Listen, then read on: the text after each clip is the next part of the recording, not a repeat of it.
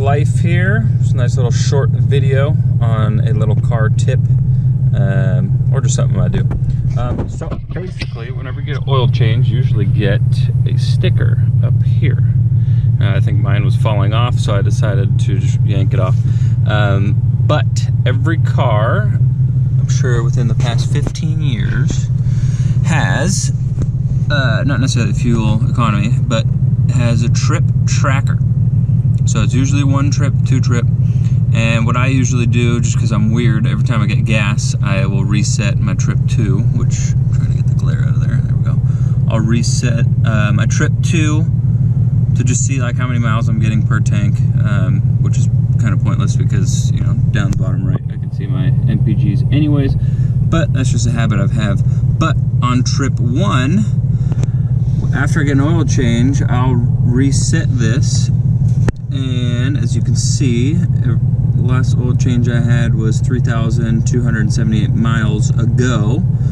This is a 2016 Ford Mustang GT. I mean, they told me every 7,500 miles, but I'll usually go in maximum like 5,000 miles.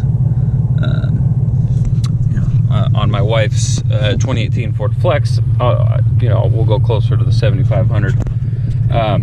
But on any performance car, even with, you know, newer motors and compressions being you know, higher, and engines being more efficient and not needing oil changes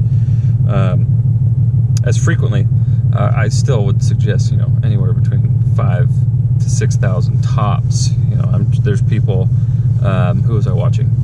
Super Speeders Rob on YouTube, and he was, one of his Ferraris that he had that had like 10,000 miles that he bought used had gotten like 5 or 6 oil changes. I mean, even he said that was in excess. But if you have a performance car and you're driving it hard, I mean, you know, every 3,000 or 4,000 miles, you're probably going to do an oil change, especially if you're driving hard. Yeah, quick and easy video. Trip 1, trip 2.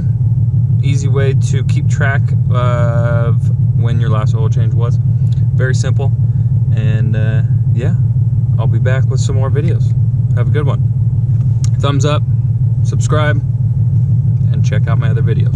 Thank you guys.